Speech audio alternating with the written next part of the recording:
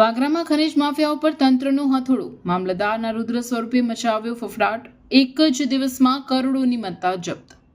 વાગરા તાલુકામાં કુદરતી સંપત્તિની લૂંટ ચલાવતા ખનીજ માફિયાઓ સામે વહીવટી તંત્રએ જાણે આરપારની જંગ છેડી હોય તેમ મામલતદાર મીનાબેન પટેલ અને તેમની ટીમે અત્યંત આક્રમક વલણ અપનાવ્યું છે.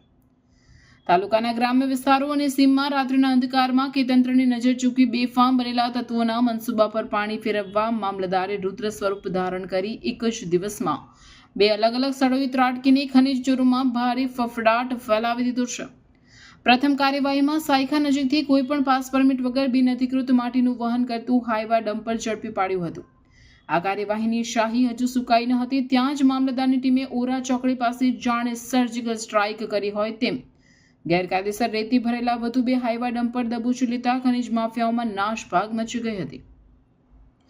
જપ્ત કરાયેલા 3 વાહનોને મામલતદાર કચેરી ખાતે લાવી ભૂસ્તર વિજ્ઞાન અને ખનીજ વિભાગને રિપોર્ટ સોંપવામાં આવ્યો છે, જેના આધારે હવે વાહન માલિકો સામે લાખો રૂપિયાનો દંડ ફટકારવાની કાયદેસરની કાર્યવાહી તેજ કરવામાં આવી છે.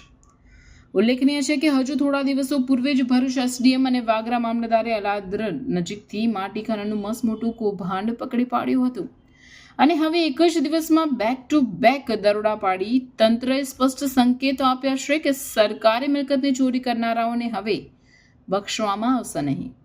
કાયદાનો ડર રાખ્યા વગર કાળી કમાણી કરતા ભૂમાફિયાઓના મજબૂત નેટવર્કને આ કાર્યવાહી હચમચાવી દીધું છે. આ માત્ર વાહન જપ્તી પૂરતી મર્યાદિત કાર્યવાહી નથી, પરંતુ ખનીજ ચોરો માટે એક અંતિમ ચેતવણી સમાન છે કે વહીવટી તંત્ર હવે મૂક પ્રેક્ષક બનીને રહેશે નહીં. મામલતદારની આ સક્રિયતા અને બાતમીદારોનું બિછાવેલું જાળ સૂચવે છે કે આગામી દિવસોમાં પણ ખનીજ ચોરીના મુખ્ય અડ્ડાઓ પર આકસ્મિક ત્રાટકવાની સંપૂર્ણ તૈયારીઓ કરી લેવામાં આવશે. તંત્રના કડક હથોડાને પગલે બેફામ બનેલા ભૂમાફિયાઓના કાળા કારોબાર પર બ્રેક વાગે છે અને સમગ્ર પંથકમાં વહીવટીતંત્રનો ભારે ખોફ જોવા મળી રહ્યો છે. હવે ખનીજ માફિયાઓએ કાં તો પોતાનો ગેરકાયદેસર વેપલો બંધ કરવો પડશે અથવા તો જેલના સળિયા પાછળ જઈ લાખોનો દંડ ભરવા તૈયાર રહેવું પડશે.